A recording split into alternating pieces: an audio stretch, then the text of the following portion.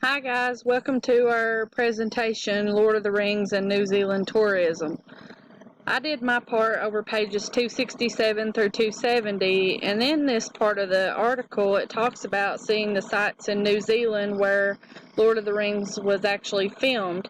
The locations that were used to film Lord of the Rings were in a remote location where they were not easily accessible by car.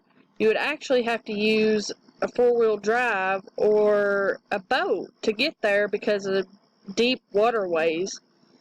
He talks about the GPS directions that are given to reach these sites, which are in some form not accurate because the GPS coordinates tend to relocate the tourists from the original sites, leaving them lost in a different place.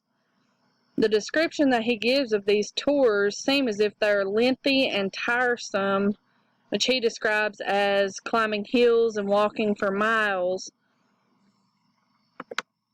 I did find this really neat video on YouTube, kind of tours the sites where Lord of the Rings was filmed. It's actually a really cool video, and it's a beautiful place. Check it out, and I hope you all enjoy. Bye.